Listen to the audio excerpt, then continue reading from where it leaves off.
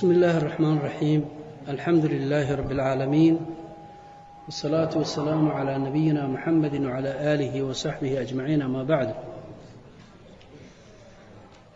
قال المصنف رحمه الله: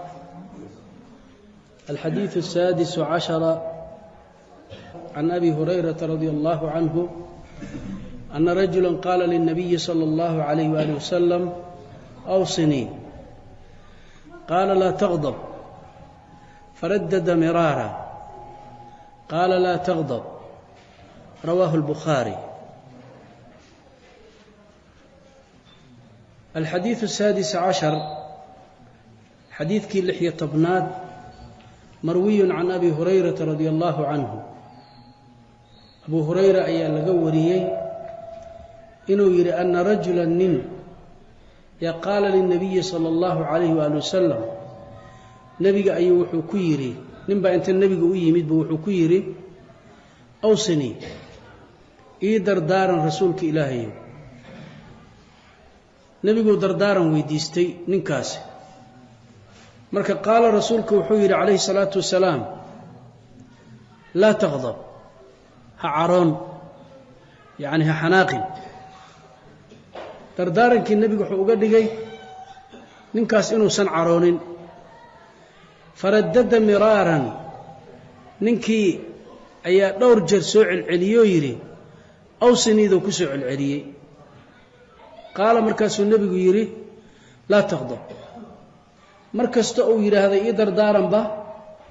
لا تغضب. النبي يري هذا عليه الصلاة والسلام. حديث كاس رواه البخاري. إمام البخاري أي في صحيح كسو صاري. سيدوك الإمام أحمد، إمام الترمذي أيضاً ويسو صارين. الترمذي وكالته طريقة وكسو صاري ومن طريق أبي حسين وحوليه نكاس أبو حسين ليراهده: جاء رجل إلى النبي صلى الله عليه وآله وسلم. نبى النبي قويمد فقال: يا رسول الله علمني شيئا ولا تكثر علي لعلي أعيه. نبى النبي قويمد مركاسي رسولك إلهي وحي بر وحي شيك هنا يقول بدينين محايل إنان حفظيان ربا شيء قاد إبرته إنان حفظية درتيد بان روايها يقول بدينين. نبينا كم بدينين عليه الصلاة والسلام وحكويري. قال: لا تغضب. عرون حناق اسكا إلالي إيو عرضة. نبي عليه الصلاة والسلام وحوها الطبيب، يعني نين رسولك عليه الصلاة والسلام قفل با كلغي وحكوها بون أيو دادك فرجري. ومثلا وحوية حديث كانوا لغا قادنيا waxaa laga qaadanayaa qof walbaaba waxa munaasabka ku ah in lagula hadlo,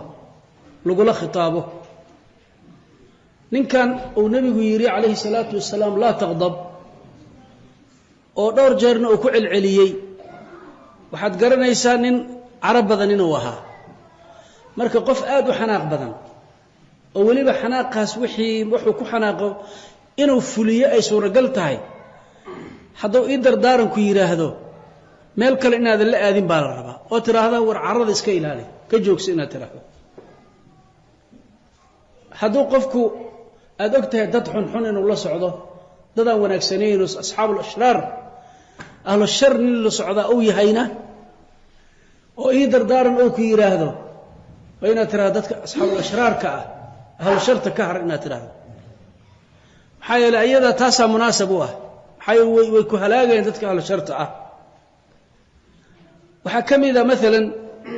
qof aad og tahay inuu caasi waalideyn yahay, labadiisii waalid inuu caaq ku yahay, meel kale ha la aadin. markuu ii dardaaranku yidhaahdo waxaad fartaa baarinimada labada waalid. waalidkii inuu baarinimo u noqdo, baari u noqdo waa inaad fartaa. hadduu aad og tahay nin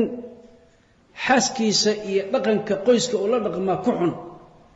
dabeecad xun, dadka reebka xaaskii dhibayo, caruurtii dhibayo, su'ul cishra samaynayo, oo ii dardaaran oo ku yiraahdo ina meel kale u tilmaamto maahay waa inaad tiraahdaa war xusnul cishra laga rabaaye dhaqan fiican dadka ahalkaaga iyo reerkaaga xaaskaaga kula dhaqan yaani hadba qofka walba wixii munaasab u ah in lagula dardaarmo ayaa la rabaa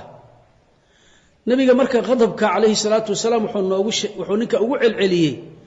markastoo wax weydiistaba uu laha la taqdab u leeyahay qadabka iyo caradu waxa la yiraahdaa shar oo dhan isaga kulmiyo maxaa yeelay carada ay ka timaadaa sidaad ogtihiin carada ay ka timaadaa in qofka kale dhigiisa oo banaysto oo dilo caraday ka timaadaa qoysaskii iyo guriyihii jir inay burburaan oo talaaq oo dhaco lagu kala tago marka qofku inuu maaragtay caradiisa xakameeyo uu qabto yaa la rabaa bal Allah subhanahu wa ta'ala wuu ku amaana dadka muuminiinta ah xakameynta ay caradooda xakameeyaan marka carooto inaad caradii qabato iska celisaahi Allah wuu ku amaanay fi surati shura Allah wuxuu leeyahay markuu muuminiinta ka hadlayo والذين يجتنبون كبائر الإثم والفواحش وإذا ما غضبوهم يغفرون وضدك مؤمنين تعال ذنوب تتهذا وين كفقاذو فحشي وحا حنر دان بكفقاذو كدركاهي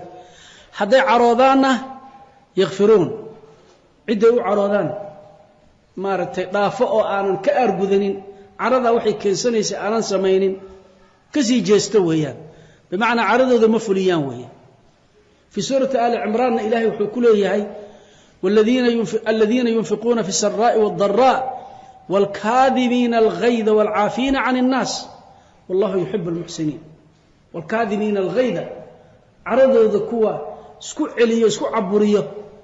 أنا فلنين ويان والعافين عن الناس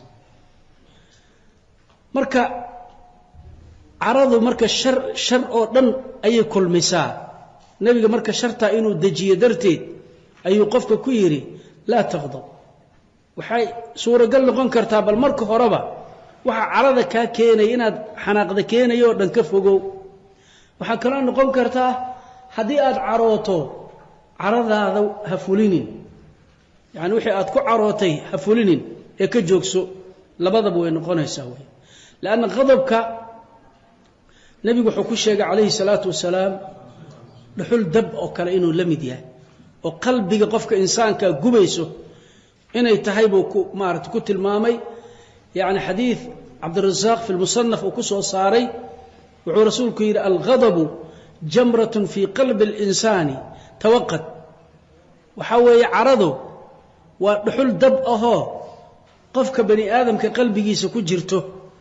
ألا ترى إلى حمرة عينيه وانتفاخ أوداجه ننحن أقسم بو أرك مياند أركينين إن به سيء قدودين قفك مركو حناقه ديبا قدودني أوداج تيسيئي هالبولياشي سحيد الدذين وبنانك إيمانا يانو ساسي النقنايا مركا سوء مجهد بوليه إن حيد الدذي سيئي هالبولياشي سصواب حيان إن به سنو قدودين وحي مركا تسيساه inay tahay jamratun fi qalbi al-insani inay tahay dhuxul dabaho qofka bani aadamka qalbigiisa ku sugan inay tahay ay tusaysa marka qofka bani aadamka uu caroon kara oo carada iskama xakameyn karo wuxuu ku caroodo baa uu la kulmi kara laakiin hadduu caroodo maxaa la rabaa wax lagu daweeyo carada ayaa jiro waa aad u badan carada waxyaalo badan lagu daweeyaa nabigeennana dawada noo sheegay salawaatullaahi wasalaamu calayh tan koobaad waxa weeye qofka markuu caroodo qowl iyo ficil ba labada inuu la yimaado qowl waa lagu daweeyaa ficilna waa lagu daweeyaa qowlku waxa weeye lagu daweynayaa nabiga wuxuu arkay calayhi salaatu wasalaam xadiis saxiixaynka ku sugan Bukhari iyo Muslim ba ay warinayaan can Sulaymaan ibn Surad saxaabigaana uu nabiga ka wariyay ninkaas wuxuu leeyahay istabba rajulan 'inda an-nabiy sallallahu alayhi wa sallam wa nahnu 'indahu julus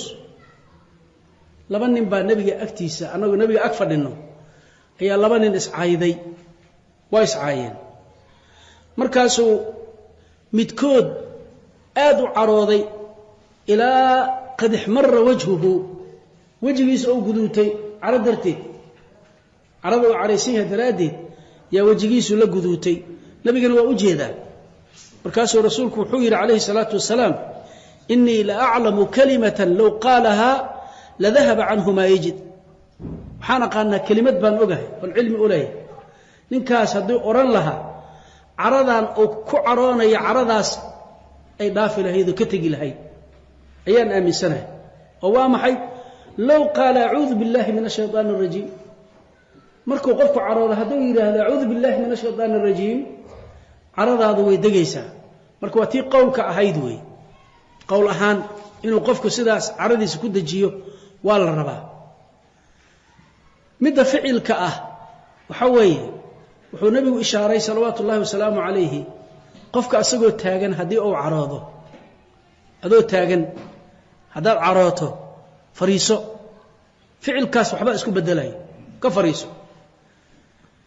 maxaa yeelay haddaad taagan tahay waxaa dhici karta shaydaankii inuu ku sii geliyo caradaada fulinteedii marka ka fariiso haddii adigoo fadhiyo ee carada fadhi kugu dhaafi weydo haddana seexa buu yiri nabiga calayhi salaatu wasalaam jiifo xadiidkaas imaamu axmed iyo abu daawuud sanad saxiixa bay ku wariyeen xadiid abi dharrin radia allahu canhu wuxuu abu dharrin leeyahay qaala rasuulu llahi sala allahu alay wasalam rasuulka allah wuxuu yidhi idaa ghadiba axadukum wahuwa qaa'im qofkiin hadduu caroodo isagoo oo taagan falyajlis ha fariisto maxaa yeele caradaadii way tegaysaa haddaa fadhiisato fain dahaba canhu alghadabu haddii ay caradii ka tagto waa faxasanun wey waa wanaag way fiican tahay wailaa hadday ka tegi weydo caradii weli sii hayso falyadajic ha seexdo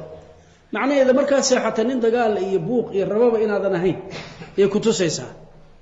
istaagii haddii aad ka fadhiisatay ninaan dagaal u jeedin baa tahay iyo caradiisi inuu fuliyo haddii fadhiga carada kugu dhaafi weydana iska seexo waa dawada ee caradu leedahay oo nabiguna baray salawaatu ullahi wasalaamu calayh maxaa yeele nabigu tabiib buu ahaa salawaatu ullahi wasalaamu calayh nafta ayuu daweynayay wuxuu ku tilmaamay marka caradaas qofka caradiisa hanto oo qabtaahi oo aanan fulinin dadka qofka ugu xooga badan ugu adeega badan inuu asaga yahay iyo nabigu ku tilmaamay salawaatu ullahi wasalaamu calayh يعني وحو ليه حديث بخاري مسلم بكسر حديث أبي هريرة ليس الشديد بالسرعة نينك حوق بدن وشديد كاللي يراهده معها متكدت كاللي دينت بدن رجع يسقب صدام دول كدغو او لك داهي كما نينك قوي حوق لما وايو انما الشديد الذي يملك نفسه عند الغضب كان حوق له وحوي وقفك مركو عروضه عرضي سهنان كره ملكيو عليو كاسا شديد لينا لكن عيد كستو dadka laga daahi ma aha qofka markuu caroodo caradiisa qabtaahi ka ayaa maaragtay la oranaya waa shadiid oo qawi ninkaas ah marka daawada nabi ilaahi maxamed oo noo sheegay inaan qaadano weeyaan culimadu waxay ka hadlaa sheekhuna oo kitaabka sharaxa ibn rajab oo aad ugu soo guuriya qofka qadbaanka ah ee caroodo hadduu haweentiisa yiraahdo waa ku furay ma furantahay haweentaasi ma ku furmaysa mise kuma furmayso sheekhu wuxuu rajaxayaa inay ku furmayso inay furmayso haweentaas yaani taasuu rajaxaya hadda waxa badan khaasatan anigu waxaan ka hadlayaa fi awsaad Soomaaliyiin wuxuu ku leeyahay haweentiisa intuu furo oo leeyahay waa caraysna wali ma aragtay laba qof oo isjecelo isla nool oo kala tagto tartiib u kala tagto waa naadir Soomaa naadir haday dhacdana talaaqa iyo furiinku wuxuu ku yimaadaa carada iyo buuqaas ku yimaadaa marka waxa laga rabaa in caradaada hanato oo cishato laakiin hadii aad inta carootay aad furto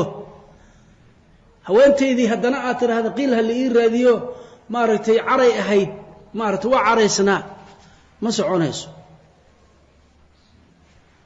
waxaa jiro athar Abdullah ibn Abbas laga wariyo Daarqutni fi sunani ku soo saaro ninba haweentiisa asagoo caraysan u furay markuu furay ayuu Abdullah ibn Abbas buu u yimid markaas wuxuu ku yiri haweentaydii baan furay anigoo caraysan saddexan ku furay buu yiri ee marka qiil ma leeyahay ma liisoo celin karaa buu weydiinaya haweentaydii waan furay ma iisoo noqonaysaa Abdullah ibn Abbas wuxuu ku yiri inna ibn Abbas la yastati'u an yuhilla laka ma harrama Allah alayka عصيت ربك وحرمت عليك امرأتك يعني هذا الكاس كوير عبد الله بن عباس شيء ربي وكا حرمك وما حلالين كربوير الله وحو كا حرمي كوما حلالين كرو maxaa adiga haweentaadi furay sida darteed عصيت ربك rabbigaadaad ku caasisayo waxa tiri saddexan kugu furay baaba tiri haweentaadina ada iska xarimay buu yiri يعني هوانتنا وكا حرام نقطي وحرمت عليك امرأتك هوانتنا وكا حرام نقطي مركا جمهور تسد أي علماء قبان أكثر كودو هدو حناق قف كل مادو وأسقوا حناق سنير هذا هوانتي ذو ويغفر انتهي وكفر ما يسابق قبان لكن شيخ الإسلام ابن تيمية إيه تلميذ كيسي الإمام ابن قيم الجوزية رحمة الله عليهما ayagu waxay leeyihiin xanaaqa xaddaafka oo qofka uu aqligiisa tago oo wuxuu leeyahay uusan garanaynin gaarsiiyo taasoo kale waxa weeye haweenta kuma furmaysa bay leeyihiin maxaa yeelay qofka markuu qofku furayo wax waa inuu talaaq ku dhaca qasad inuu ku dhaco qasad inuu ku dhaco bal raba iyo cilmi oo qofkan ogaansho uu leeyahay inuu ku dhaco يا الرباب إليه حديث مركز سنة كيس أنا سجنين أو يعني مارة الدار قطني ابن أبي الشيبة إمام أحمد أبو داود حاكم بيهقي أي إمد يعني أي مدى سيسوس هارين حديث عائشة أي دليشنا ينقوها لا طلاق ولا عتاق في إغلاق طلاق مجره وعرو قفك عروض هدوح طلاقه مسعوني يعني عتاق أو حرين أهنا هذا أدون كيس حرية سوى عريسا ما دعيه عتق قاسي ما دعيه بيليه حديث كاساس وأرنية لكن حديث كسنة كيسو ولا ضعيف يا صحيح معها بل وحي إليه ابن رجب وكرسوه قورنيا حديث كروا ضعيف وليه تفسير كإغلاق اللقوف فسره بمعنى الغضب لقوف فسرنا وغير صحيح وليه يعني مش صحيح معها إغلاق وحلقوا فسر كرا سيدا الخطابي أبو سليمان الخطابي وكسو قرنا في معالم السنن إغلاق وحلقوا فسر كرا الإكراه قفك هدي اللي خصبه يا إغلاق اللي هذا ساسي ليه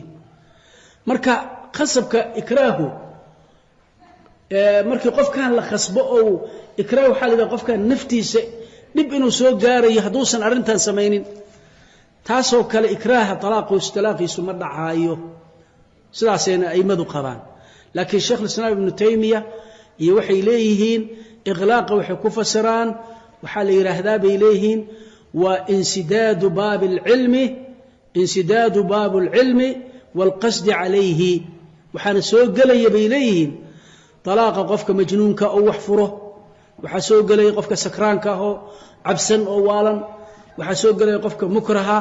waxa soo qadbaanka qofka careysan oo alladhi la yaqulu ma yaqulu waxa uu leeyahay aanan garanaynin xad dhaafay kaasoo kalena uu soo galayaa beelay maxaa yeelay kulligood waxay leeyihiin inta aan soo sheegnay oo dhan qad aghlaqa alayhi baabul ilmi wal qasdi aqoonti iyo aqoonshihii iyo cilmigii iyo qasadkii labada waa ka maqan yihiin baabkoodii baa ka xirmay carada darteed baa ka xirtay ikraaha ka xiray waalida ka xirtay iyo wixii lamid ah weeyaan marka wuxuu leeyahay wa inma wuxuu leeyahay wa talaaqu inma yaqa'u min qasidin lahu alimin bihi qof u qasday oo og waxaan inuu talaaq yahay ka uu ka dhacayay qof aan bis ogeyn wuxuu sheegayo talaaq ka badci karay leeyahay marka yaani iglaaqa marka la yiraahdo waxa weeye hadii macnahaas dambe lagu fasiro oo ah ibn Taymiyyah ay wataan waxa weeye marka talaaqaasi ma dhacayo oo qofku wuxuu sheegayo uusan cilmi u lahayn laakiin hadii uu og yahay oo cilmi u leeyahay waxa weeyaan qasadna uu ka dhaco ma ay diidana weeyaan waa arintaas waa talaaqaas la leeyahay dhacaya talaaqaas weeyaan الحديث السابع عشر عن أبي يعلى شداد بن أوس عن رسول الله صلى الله عليه وسلم قال إن الله كتب الإحسان على كل شيء فإذا قتلتم فأحسنوا القتلة وإذا ذبحتم فأحسنوا الذبحة وليحد أحدكم شفرته وليرح ذبيحته رواه مسلم. الحديث 17 حديث كالتضبي طبنات مروي عن أبي يعلى صحابي كنيديس أبو يعلى اللي يراهده أيها لقوريي شداد بن أوس يعني مقعي سنة شداد بن أوس اللي يراهده أيها لقوريي عن رسول الله صلى الله عليه وسلم رسولك الله أي إسقنا كوري قال إنه رسولك يري صلوات الله وسلامه عليه إن الله الله كتب الإحسان وناجي إحسانك سمفلك أي ربي واجبيي وحكو واجبي على كل شيء كست إحسان إن الله سمايه دشي لقو إحسان سمايه أي الله واجبيي أو قري فإذا قتلتم هداد وحدي ليسان مسلمين تيي فأحسنوا هجاجية القتلة هبك أدو حد ليسان هي أذى هبك أو حد ليسان هجاجية ومدونك سنة وشرعي وافقسن كذي والرحمة يكون جرتو وإذا ذبحتم هدي أدو حجورة عيسان وحيوانك أدو عيسان مسلمين تيي فأحسنوا الذبحة هبك أدو حجورة عيسان هجاجية ومدونك سنة كذي وليو مركز وحقورة عيسان وليحد هأفيستو أحدكم مدكين شفرته مدديس هأفيستو يعني حيوان كمركو كقورة عيو مدي أفيسنها كقورة عيه وحان أفيسنين وقفك عذاب النقم كرعسي عذابيا يوسف كقورة عيه وليرح هأرى حيو ذبيحته نافك قورة عيو وذبيحتي سيئهنا هاو الرحيو يعني صدق سنة نفته وقبح ذوي يسأل عذاب لكل منه رواه مسلم إمام مسلم أي في صحيحه أي كوريي حديث كان صدق الإمام أحمد الترمذي النسائي بن ماجه الدارمي غير كتبة أي مفر بدنا صوص صارتي حديث كاس نبي نوح أمريا وحل يراهده إن إحسان إيواناك شيء والبكل الله سمعيه حتى مركي قفك روح دي سلقوينيو أما حيوانك روح دي سلقوينيو وأدوكتي هنا عذاب تهي لباطئ يعني راحة أي سنهين ومركي قفك الروح دي لقوينيو أدون كان لقوذيو أما إنسان هالنقضة أما حيوان هالنقضة حتى وقت قاس إن إحسان الله سمعيه أي النبي نفريا عليه الصلاة والسلام لفظك مركي النبي إن الله كتب الإحسان على كل شيء كتابدني waxay culimadu leeyihiin waxa loo jeedaa alwujubu dadka fuqahada iyo ku soo guurinaya sheekha iyo usuuliyiintuba waajibnima loo jeedaa Allah wuu waajibiyay in la yiraahdo in Allah kataba wuu waajibiyay bimaana awjaba oo kala weeya lafdiga katabana in waajib loo isticmaalo quraanka way ku jirtaa ama xagga sharciga أما حق قدر كما الله استعماله حق شرعي وجوب إلا استعماله بمعنى كتبه صلاته يوحي لفريا صونكي يعني إلا يراهده أما مقادير تقفك كل عيسو وحول كل ميو إلا استعماله لبضبه ويجرتا قرآن كانوا يكون بذنتهي حدي اللي يراه حق شرعي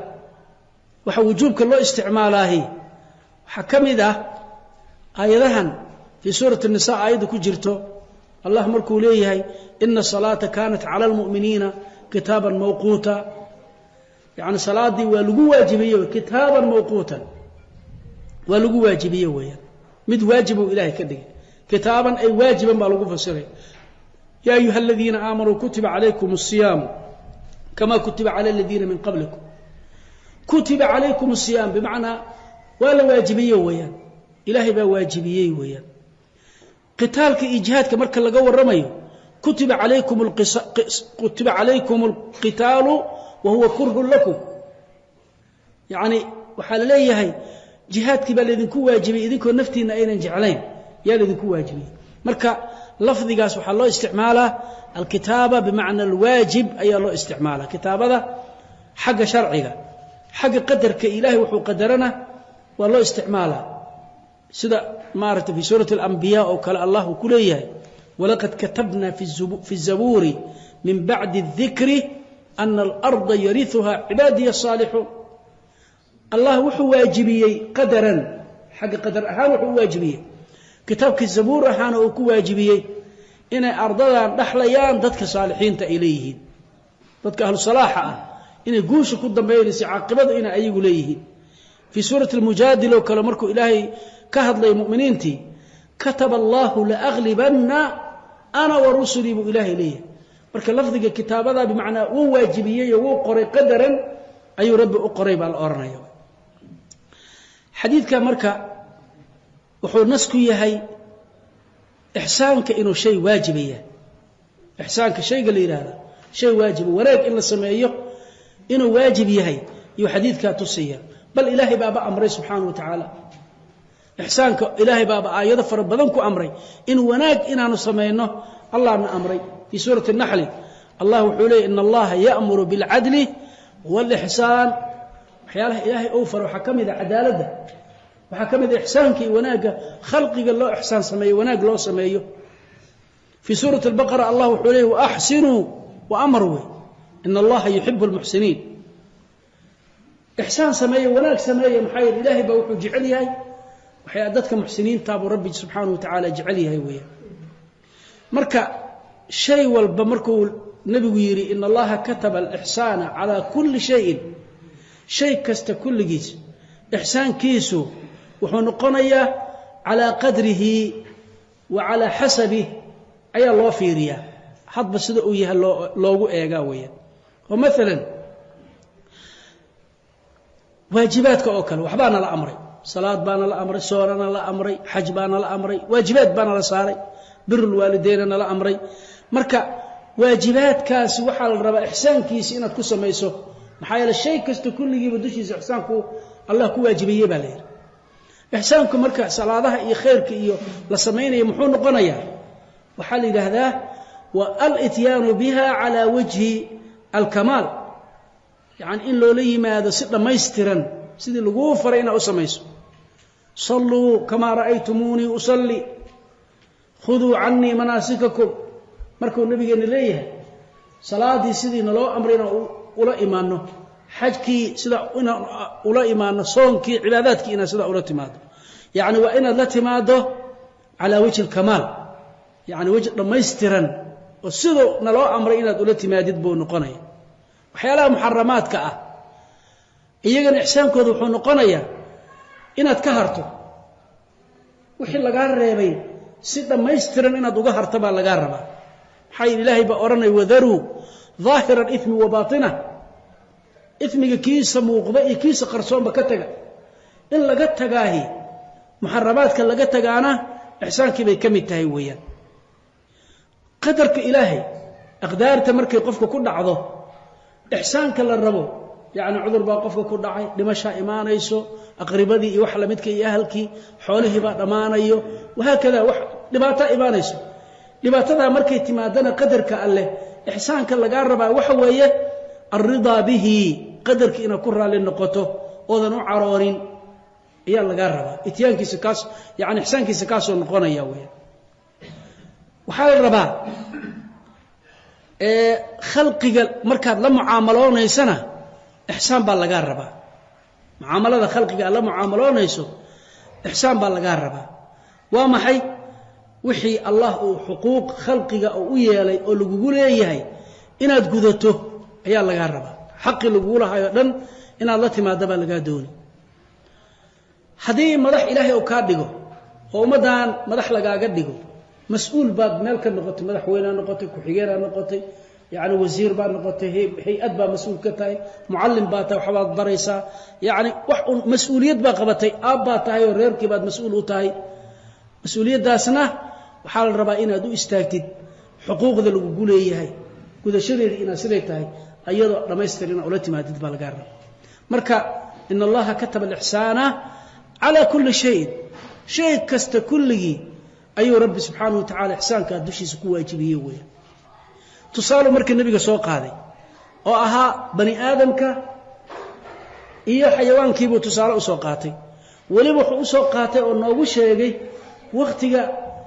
ay ayagu markii nafsadooda loo fiiriyahay dhib ay ku tahay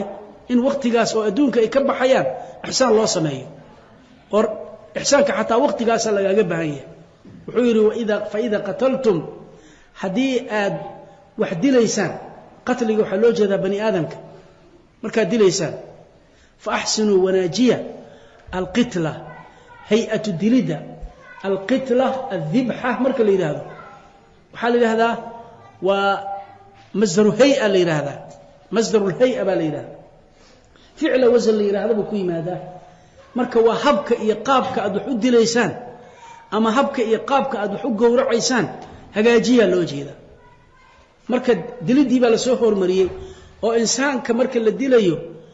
waxa weeye ihsaankiisu wuxuu noqonayaa izhaaq ruuhihi ala asra' alwujuh wa ashaliha ayuu noqonayaa ruuxdiisii qofka in markay laga saarayo si sahlan inay uga baxdo inaad ku cadaabtid oo nafta ku dhibtid lama ogola fahsinu alqitla hay habka wax u dilaysaan hagaajiya baa la yiri walidalika waxa la yiraahdaa ahsinu hay'at alqatl da waxay baleeyihiin wuxuu tusinaya waajib way amarka ila amarka waxa la yiraahdaa fa ahsinu alqitla wa amru usuliyintana maxay yiraahdaan al-amru yaqtadi alwujub amarka wuxuu keensadaa waajibnimo wixii lagu amro waa waajib hadana saarif wax oo ka jeediyo wujubka ka leexiyo nas kale ka leexinaya aan la helin hadana la helin waa waajib lagu xambaaraya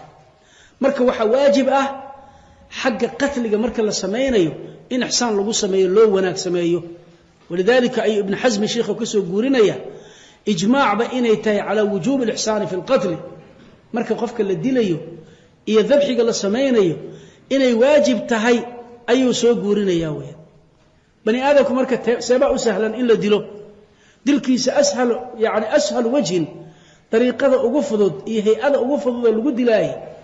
waxay maaratay ay culimadu yiraahdaan waxa weeye waa darbatun bisayfi ala unuqi qofka oo hal mar luqunta laga gooyo qoorta laga jaro waa u sahlantay dhaha taasa u fudud maxaa yeelay allah quraanka markuu tilmaamayo quraanka in badan oo aayado badan ku sheega fa idha laqitum alladhina kafaru fadarb ar-riqab ba ilahi liya qoorta ku dhufta madaxa jara marka gaalada la kulantaan fil jihad kula kulantaan sida sameeyay baa la leeyahay fadribu fawqa al-a'naqi fadribu fawqa al-a'naq baa la leeyahay luqunta korkeeda jara saasa la rabaa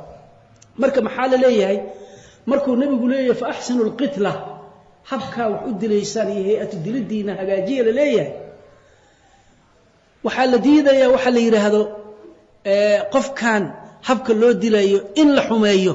waxa kamida al-muthla waxa la yiraahdo muthlada ayaa kamida muthlada markii la maxaa muthla la yiraahdo muthla waxa la yiraahdaa qofka la dilayo qaabka loo dilayo oo cadaab laga dhigo lagu cadaabo oo midalan gacmihiisi asagoo nool midba mar la jaro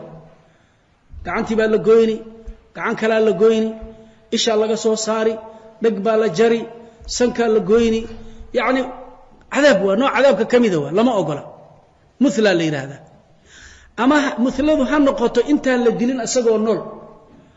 ama markii la dilay dabadeed markuu dhinto dabadeed ha lagu sameeyay labadaba diinteena way diiday weeyaan hatta asagoo meedo dhintay ina jirkiisa gooyso laguma ogola weeyaan waa ta'diib waa lama ogola arintaas nabi ilaahi muhammad ahadiith farabadan ayaa laga wariyo saxaabada ay ka warisay xadiidka imaam muslim xadiith burayda wuxuu leeyahay wa kaana rasuulullaahi sallallahu alayhi wa sallam nabigeena wuxuu ahaa ida ba'atha sariya markuu ciidan diro taqzu fi sabilillah oo jidka alla ku dagaalamaysaa markuu diraahi qaala lahum wuxuu ku dhihi jiray la tumathilu wala taqtulu walida war muthlaha samaynina oo yaani hafool xumaynina dil fool xuna ku samaynina dadkii jirkooda ha googoynina ilmaha yarkaana halaynina arur yarna yaa la dilin saasuu dhihi jiray xadiid kale abu daawud ibn maajah ay warina xadiid ibn mas'uud wuxuu nabiga markuu amaanay dadka muuminiinta وحكو شيء أعف الناس قتلة أهل الإيمان تذكر كان ugu dhowrsanay mada badan ugu dhowrsanida badan xagga hay'ad dilida markii waxa la dilay la yiraahdo umadaha markii la yiraahdo dadka ahlu iimaanka ugu wanaagsan ugu dhowrsanaan badan qofka mu'minka ah ma cadaab qofka ma googooyo jirkiisa ma haleeyo yaani jidadka lagu ma jiijiida meedka iyo maaragtay sida aad inaad inta isagoo qaawan jidadka Soomaaliya soo yeesho kale iyo lama ogolo jidadka lagu jiijiida iyo dhagaha in laga gooyo iyo lugta la gooyo iyo sanka la jara iyo mithla la yiraahdo waxa soo kale wax la ogol yahay ma aha weeyaan waxa la mid ah yaani ma aragtay mithlada qofkii sameeyo oo sida yeelo oo aanan ka tooba keenin xadiid kale wuxuu tilmaamayaa in asaga qofka saa yeelo qiyaamo ilaahay subhanahu wa ta'ala asagana sidoo kale u gali doono wixii uu sameeyaa lagu sameeyna maalinta qiyaamaha xadiidkaas imaam ahmed fi musnadihi buu ku soo wariyaa wuxuu rasuulku leeyahay alayhi salatu wasalaam man mathala bidhi ruuhin thumma lam yatub mathala Allah bihi yawm al-qiyamah qofka wax ruux leh mithla ku sameeyo oo jirkii hab u dilkiisa xumeeyo oo aanan ka tooba keenin rabbi uga soo noqonin mathala Allah bihi yawm al-qiyamah Allah sidoo kale isagana u gala maalinta mithla ku sameeyo maalinka qiyaamaha weeyaan marka qatliga marka fa idha qataltum fa ahsinu al-qitla liyiri wuxuu noqdaa laba qaybood umbo mid noqon kara inuu qisaas noqdo oo qofka loo dilo qisaas qof waxa uu soo dilay wala dilaya marka waa loo qisaas waa darsigeena soo marnay way hadii qofka qof uu dilo wa an-nafs bin-nafs naftaas qofku soo dilay waa loo qisaasaya in qisaas loo dilo oo sidaas ma aragtay yaani lagu dilo iyo in riddo iyo wax lamida iyo loo dilo labadaas bay mid noqon kartaa hadii qisaas loo dilo labadaba ama riddaha loo dilay mithlada lama ogola in la haleeyo dilkiisi lama ogola qofkii wax qisaasanay waxa la rabaa inuu mithla sameeynin laakiin su'aal waxa iimaanayso sheekhuna uu ka jawaabayo hadii qofku markuu dilay qofkan kale oo dulmiga ku dilay haduu hab xun u dilay oo jirkiisa intuu googooyay ama maarata qaab xun oo u dilay asaga maxaa lagu sameeynaya ma sidii qofka u dilay baa loo dilay mise waa laga bedelayaa iyo seefun baa lagu dilay madaxa baa hal mar laga jaraya waa sidee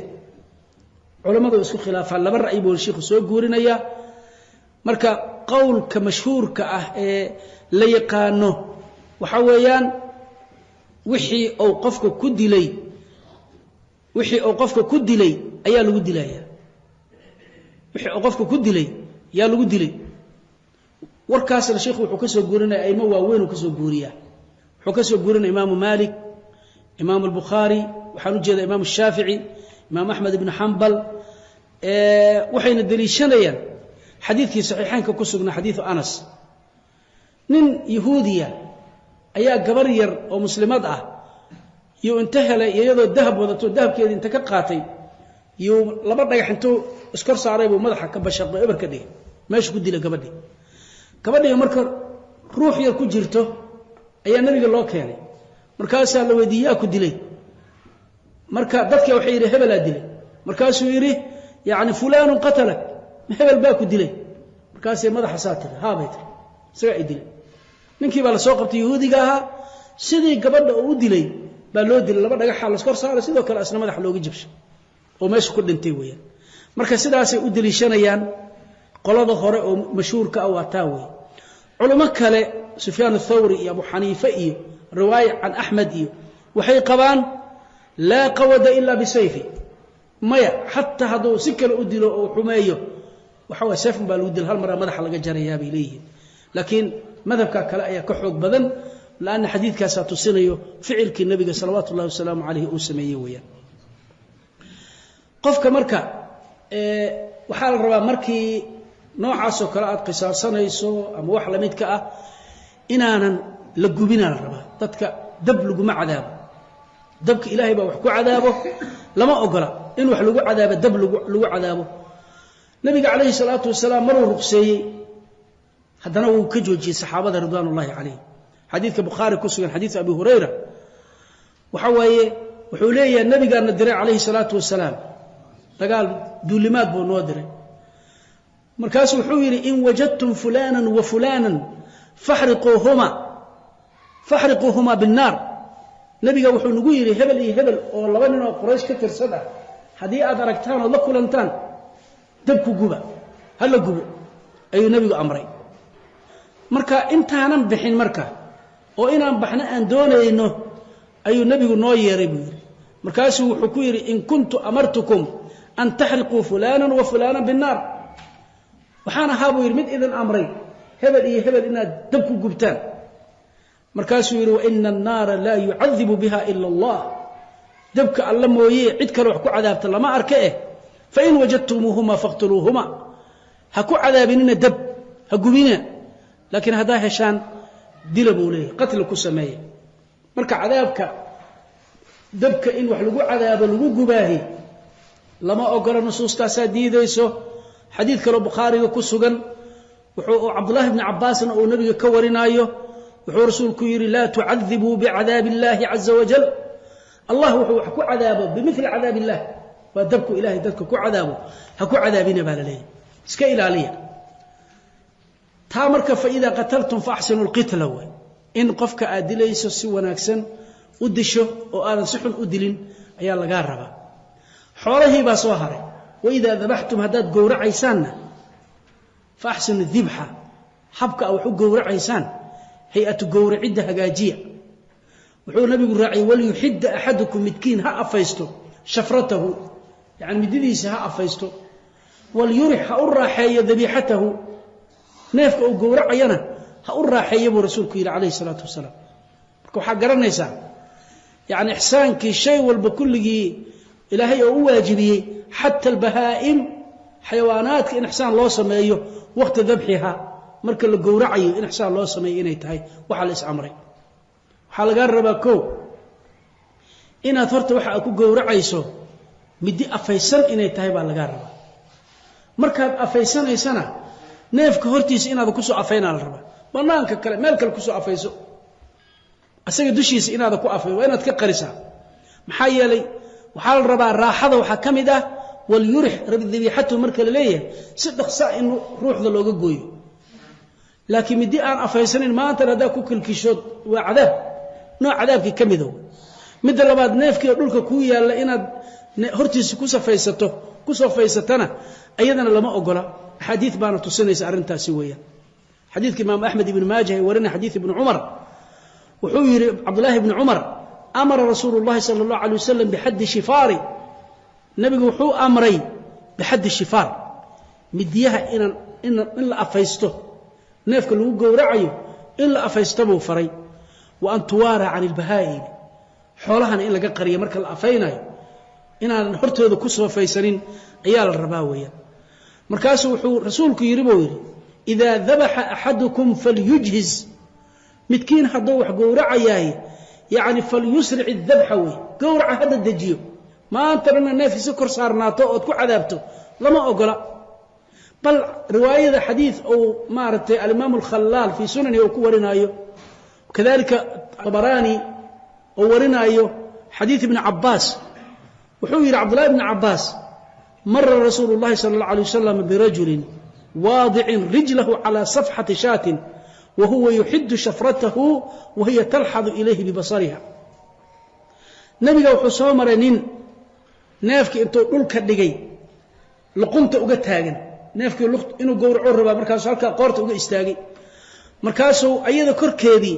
ou ku soofaysanaya mididii ridiina neefkii uu gowracayana way fiirinaysaa waa arkaysa waa ujeedaa saasay u fiirinaysaa neefkii korkiisu mididii ku soofaysanaya markaasuu nebigu wuxuu ku yidhi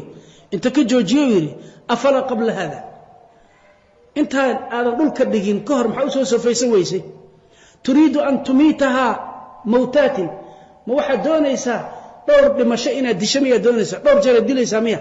ila waa dilid badan tan ay u jeedda xayawaanka idraaguu leeyahy waxbuu dareemayaa neefkan way fiirina midida korkeeda lagu soofaysanaya waa arkaysaa marka ma inaad dilid badan dhowr jeer inaad disho miyaad doonaysaa buu ku yidhi rasuulka calayhi salaatu wasalaam marka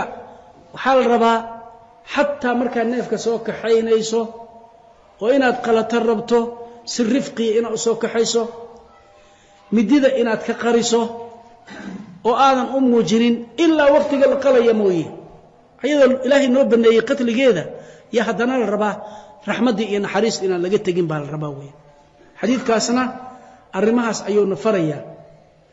الحديث السابع عشر مروي عن أبي يعلى شداد بن أوس عن رسول الله صلى الله عليه وسلم قال رسولك الله يري إن الله كتب الإحسان الله واجبيي على كل شيء كست كل قدشي أيك واجبي فإذا قتلتم فأحسنوا القتلة وإذا ذبحتم هدا وحدين إنسان دلك هجاجية حب دلد هجاجية وإذا ذبحتم هدا جورع إنسان فأحسنوا الذبحة يعني جورع عن هجاجية وليحد أحدكم متكين حصو فيستو شفرته مديديسة وليرح ذبيحته نافك أجورع ينهى الرحي الحديث الثامن عشر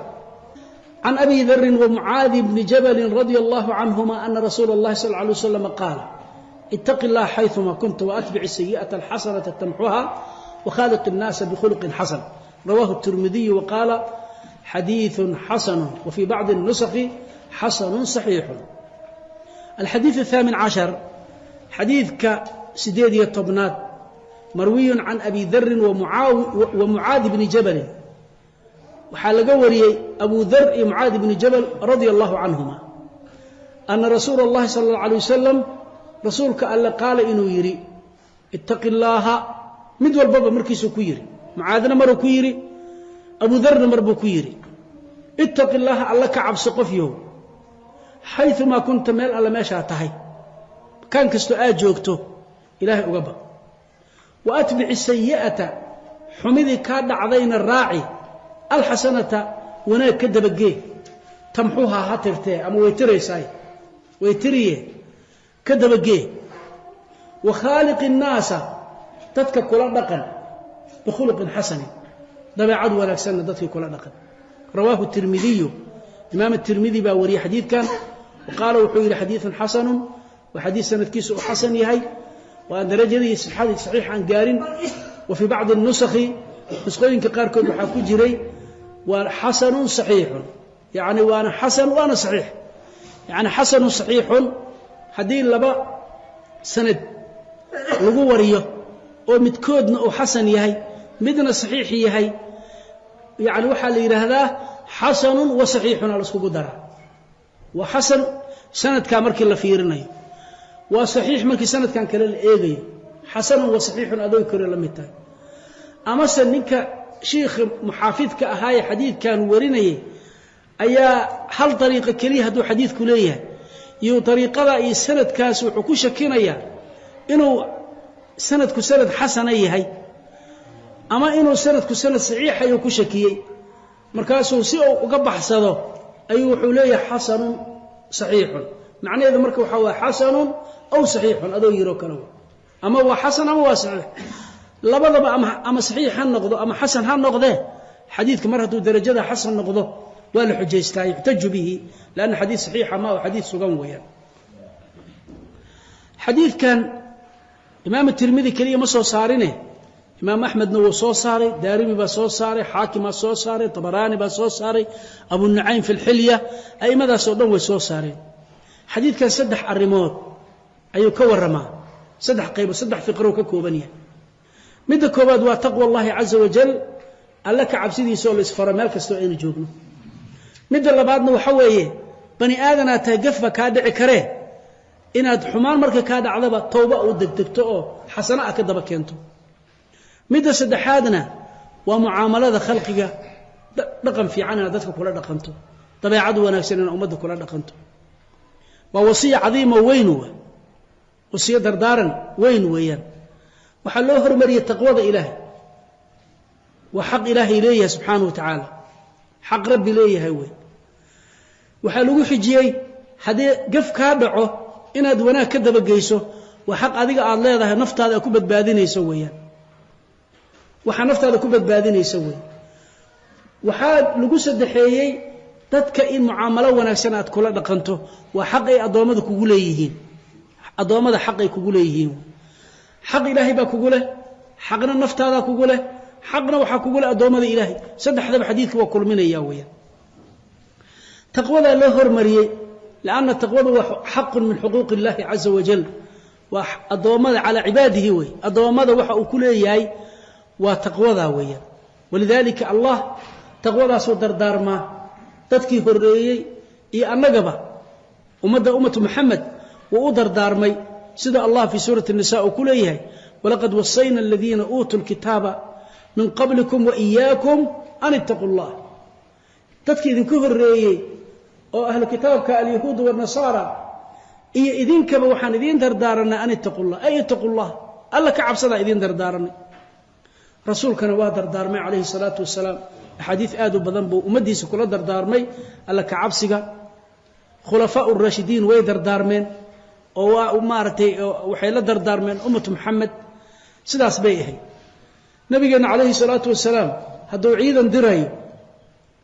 وجهاد ودرايو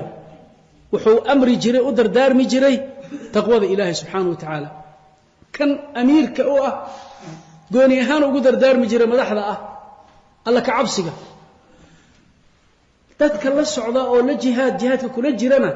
نبينا ودر دارمي جري خير بو نبي ودر دارمي جري صلوات الله وسلامه عليه تقوى داسو در دارمي جري تقوى مركة تعريف بدن بي علماء الشيغان تعريف يعني قيحتان دور الرماد با لغو قيحا waxa kamidoo la yiraahdaa taqwada yaani waxa la yiraahdaa an yaj'al al-'abdu baynahu wa bayna ma yakhafu wa yahdharu wiqayatan taqihi minhu waxa la yiraahdaa adiga adoonka iyo wuxuu ka baqayo dhexdooda in uu yeelo shayga aad iska ilaalinayso oo aad ka cabsanaysaay adiga iyo shaygaasi wax aad iskaga ilaaliso inaad yeesho dhexdiina weeyaan shay adiga ka ilaaliyo ka xijaabo inaad samaysatid baa taqwada leeyahay marka adoonka rabbigiisa baqida uu ka baqay waxa weeye Allah iyo asagaba inuu dhexdiisa yeelo ciqaabki alle iyo caradii alle wax uu maartay dhexdooda yeelo oo maartay kaga gaashaanto ayaa la rabaa wiqaayo waa gaashaan weey waa ilaalin waxa gaashaan ka dhigata weeyaan muxuu noqonayaa shaygaasi waa inaad Allah taacadiisa la timaado wixii uu ka reebayna aad ka harto ayaa la yiraahdaa wixii lagu farayna la timaado oo taacadiya muharramaadka iyo macaasidiisina aad ka fogaato taas la yiraahdaa taqwada ilaahay waxa soo galayo waajibaadkii oo la timaado wixii lagu faray muharramaadka iyo shubahaadkood ka fogaato ka tagto ba soo galayo waxyaalaha manduubaadka oo mustahabaadka ah la jeclaaday ina sunnooyinkii la timaado wax makruuha ah inaad ka fogaato oo sharcigu nacab yahay waxa soo dhan ba soo galay culimada salafkeena ridwaanullaahi calayhim sida sheekh uu ka soo guurinay athar aad u badan oo qiimo badan ayuu kitaabkiisa ku soo guuriya Talq ibn Habib sheekh la yiraahdo ya taqwada noo taariifinayo ma hiya taqwa alla ka cabsi maxaa la yiraahdaa wuxuu leeyahay at-taqwa an ta'mala bi ta'ati Allahi ala nuurin min Allah tarju thawab Allah وأن تترك معصية الله على نور من الله تخاف عقاب الله تقوى حالي لهذا إن طاعدي الله سميسود لتماده أدقوا على نور من الله كسوغا يعني حجة أبوه هستو من الكتاب والسنة هذا حجة هستو إن ربي طاعدي سلتماده ولبا أترجين يسو الله ثوابتي سي إنه كثوابيو أجر كاذي كأبا المريو هذا رجك قباهي إن طاعدي لتماده وحلم إذا تقوى وحكم إذا أن تترك معصية الله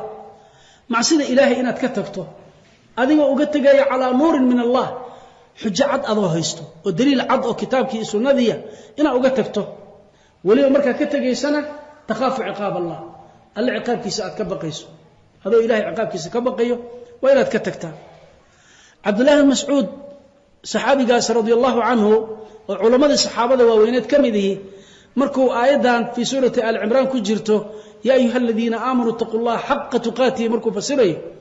وحولي جري حق تقاته وامحي الله عبسيدي سببته لقبقه وامحي أن يطاع فلا يعصى ويذكر فلا ينسى ويشكر وأن يشكر فلا يكفر بولي جري وحوي إن إلهي لأطيعه وأن لقوا عاصين in ilaahay subxaanahu wa tacaala mar walba aad xuskiisa hayso ood xusuusan tahay oo uusan qofku alla halmaamin in ilaahay nicmaduu kuu galay aad ku shukriso oo aadan nicmadeeda ku kufrinin intaasoo idil baa wuxuu soo gelayo taqwadaa soo gelayso wuxuu ka soo guurinaya sheekha raxmatullahi calayh ibn rajab yacni macruuf alkarkhi sheekhaasaa wuxuu weydiiyey nin la yidhaha bakar ibnu khunays ayuu wuxuu yani maaragtay u ka sheegay min la weydiiyo la yidhi kayfa yakuunu muttaqiyan man laa yadri maa yattaqi seebuu qofku taqi u noqon karaa mid ilaahay ka baqo qof aanba garanayn wuxuu ilaahay kaga baqaba qof aanba cilmi u lahayn seebuu ilaahay uga baqa markaasaa macruufu lkarkhi wuxuu yidhi haddaadan ilaahay subxaanahu wa tacaala waxaad uga baqdaba aadan hagaajin karaynin haddaadan hagaajin karaynin xumaanoo dhan ba kaa dhici karo wuxuu yidhi idaa kunta laa tuxsinu tattaqi haddaadan hagaajin karin oo waxaad rabbi uga baqdaba aadan garanaynin akalta riba haddaad taqwo ilaahayba aysan agtaada ku jirin ribaad cunaysaa buu yidhi waidaa kunta laa tuxsinu tattaqi laqiyadka imra'atun falam taqudda basarak yacni haddaadan aqoonin alla ka cabsiga wuxuu uu yahay haween baa kula kulmayso markii haween kaa hor timaadana araggaaga ka laabi mayside waad fiirinay naag ajnabi kaa ah ayaad fiirinaysaa fiiradeedana waa lagaa reebay lanna maba garanaysidba ilahay saa uga cabsato weeye waidaa kunta laa tuxsinu tattaqi wadacta sayfaka calaa caatiqik haddaadan alla ka cabsigiisa aadan adigu garanaynin wuxuu leeyahay seeftaadaad garabka saaranaysa cid walba naftaad ka goyni waa la dagaalamaysa yacni maxaa kuu bannaan maxaana kuu bannaanayn yaa dilkiisu kuu bannaan yahay yaa dhiiggiisu kuu bannaan yahay yaanu kuu bannaanayn garan maysid mar haddaadan taqwo ilaahay aadan lahayn weeyaan marka salafkeenna ridwaanullaahi calayhim taqwada way dardaarmi jireen abubakar oo kale maalintii amiirka uu noqday khudbadii ugu horraysa uu akhriyey amaa bacdu fa innii uusiikum bitaqwa allahi buu yidhi war ilaahay waxaan intaa markuu xamdigii iyo ka baxay iyo maaragtay fanihii ilaahay ayuu yidhi waxaan idiin dardaarmaya alla ka cabsi baa idiin dardaarmay buu yidhi marka qodobka koowaad ittaqi illah xayumaa kunta wey qof walbaaba meesha uu joogo inuu ilaahay uga cabsado haddaa keligaa tahay haddii lagula joogo haddaa masjidka joogto haddaa suuqa joogto haddaa madrasadaadii iskuulkaadii dhex joogto haddii aad dugsigii qur'aanka joogto haddii gurigaada aad maarata ahalkaaga la joogto yacni wax kasta waxaa la rabaa meel kastoo aad joogto allah muraaqibuu ku yahe ittaqi illah xayumaa kunta ilahay inaan ka cabsanno allah meel kastoo aanu joogno fikrada labaad waxa wey waatbic sayi'ata alxasanata tamxuhaa waatbic raaci asayi'ata xumaantii adiga kaa dhacday gefkii kaa dhacay alxasanata ka dabagee wanaag ka dabagee tamxuuhaa way tiriye waa tardaaran fiican oo nafteenna wax anfacayo weeyaan bani aadan baana mar haddii taqwadii lagu amray waxaa dhici karto in tafriid uu kaa dhaco xag sir ahaan inay khalad kaaga dhaco gaf aad gasho macsi si calana inuu wax kaaga dhaco yaa dhici karto mar haddii marka taa ay tahay waxa weeyaan inaad marka raaciso xasana ood ka dabageyso yaa lagaa raba taasaana la amraya weeyaan bani aadanana waa gafayna gafkaas markuu kaa dhaco laba weeye dembiga laba qaybood way ima inuu dembi kabiira yahay waa ima inuu sagiiro yahay hadduu dembigu dembi kabiiraa yahay tooba u baahan yahay waa inaad degdeg ilahay tooba ugu soo noqota toobadana shuruud bay leedahay waad ogtihiin oo shareecada ay u dhigtay waa inuu shuruudi towbana la yimaadaa gafkaas ka dhacay haddii dembigu uu sagiiro yahayna ayadaba towbay u baahan tahay istikfaartii iyo waxaa la rabaa inuu dhaqso acmaal khayrana uu sameeyo maxaa yeeley ilaahay subxaanahu wa tacaala wuxuu rabbi leeyahy fii suurati huud waaqim الصalaata طarafay الnahaari wazulafا min alleyl ina alxasanaati yudhibna sayi'aati dalika dikra liلdaakiriin yacni waxaa la yidhi salaada oog maalinta qaybaheeda labadeeda طaraf iyo habeenka qayb ka mida maxaa yeelay ina alxasanaati yudhibna sayi'aat salaadaha xasanaadka iyo khayrka aad samaynayso waxay tirtirayaan sayi'aadkii gafafkii kaa dhacay ayuu rabbi subxaanahu wa tacaala ku tirtiraa weeyaan ayuu ku tirtiraa aayaddaas marka sababta ku soo degtay cabdullahi bn mascuud baa ka sheekeynaya bukhaari muslimna way soo saareen aharkaasi wuxuu leeyahay cabdullahi bn mascuud nin baa haweeney ajnabi ka ah naag ajnabi ka ah ayuu shumiyo dhunkaday qublow ku sameeyey naag xaaraan ka ah ayuu dhunkaday markaasuu arintii dambi inay tahay buu gartay waa saxaabi weey markaasuu nabigu u yimid salawaatullaahi wasalaamu calayh arrintiiba u sheegay qof ajnabi iga ah shaydaan igu qaaday oo aan shumiyey buu dhunkaday maxaan sameeyaa nabigu waa ka aamusay ilaa aayadan ay soo degtay buu leeyahay Abdullah ibn Mas'uud marka aayadan soo degtay buu u yeeray markaasuu faqara'aha calayhi aayadii buu nabigu ku dul akhriyay markaasaa nin meesha fadhiyay baa wuxuu yiri ahada lahu khaasatan ya rasuulallah aayada ma ninkan kaliya khaas ku tahay in alxasanaati yudhibna sayi'aati ma ninkan khaas kaligiisa ku gooni tahay mise waa la wadaagaa markaasuu yiri nabiga bal linnaasi caama kaligi ma aha dadko dhan u taala marka dambi yaro saqiira sida qiblada iyo fiirada iyo wixii xun ka dhaco istighfaarti iyo salaadihi iyo khayrki inaad ku dadaasho ayaa markiiba laga rabaa weeyaan waxa la rabaa markii toobada inay dadku u degdegaan waxa dhan waa tooba la rabaa dambigaaga inaad israar ku sameeynin yaani israar waxa la aadan daa'imin oodan dhihin dib ma leh dhalinyaran ahay dib ma ayaaman iska garaaco iska tumo waa sii noolaanaysa goorma inaan noolaan doonto yaa og naftaan ilaahay baa gacantiisa ku jirta aday shaqo kuma leh markaan duqoobo oo 40 gaaraan midda soo noqon doona uu leeyahay masaajidka soo gali doona lama rabo waxa la rabaa yaraana lagu dhintaa dhaxdhaxaada lagu dhintaa waayeelnima lagu dhintaa geerida ilaahay baa haysto markasta waxa la rabaa toobada ila u degdegtid baa la rabaa sida Allah quraanka uu nagu faray fi suurati al-imran والذين إذا فعلوا فاحشة أو ظلموا أنفسهم ذكروا الله فاستغفروا لذنوبهم ومن يغفر الذنوب إلا الله ولم يسروا على ما فعلوا وهم يعلمون أولئك جزاؤهم مغفرة من ربهم وجنات تجري من تحتها الأنهار خالدين فيها ونعم أجر العاملين تتكاس ويدتك وناك إلهي ووت المامي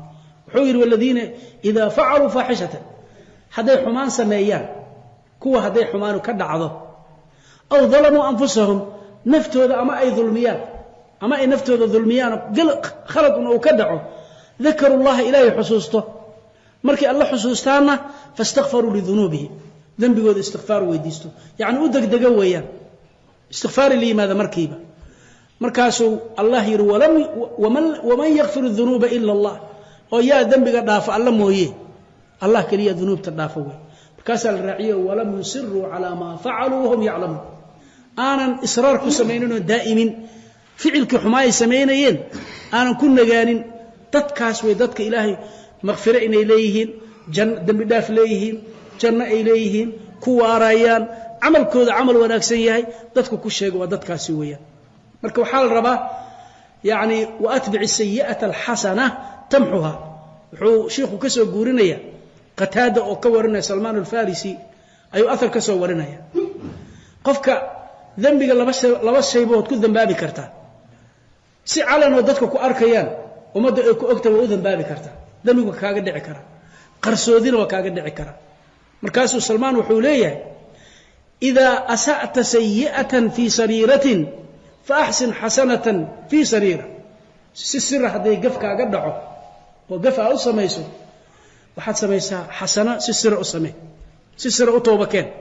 xaylaadi ilaaha isla og soomaa dambiga إله وقتوبة كان وإذا أسأت سيئة في علانية أيضا علن أهديئات حمان سميسنة ودفك أركيان فأحسن حسنة في علانية سي علن أطوبة كان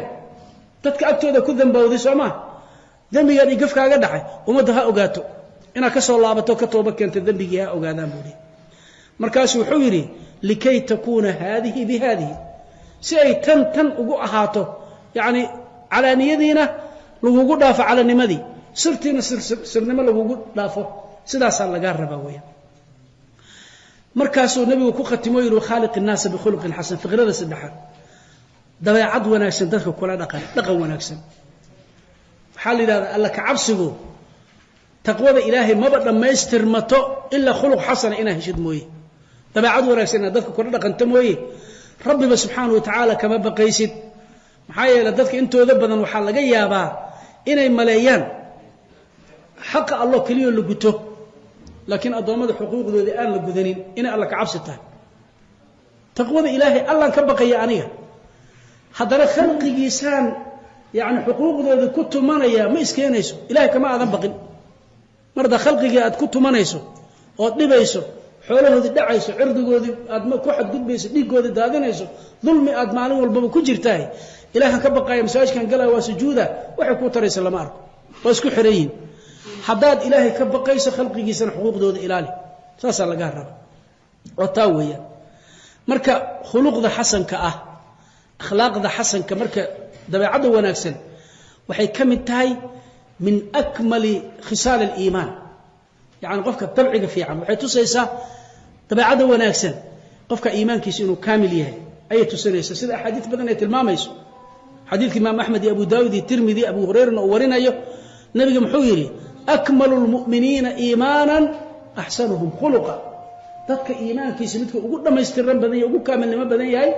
waa kee kan ugu akhlaaqda wanaagsan weeye dadka ugu akhlaaqda ugu dhaqanka fiican weeye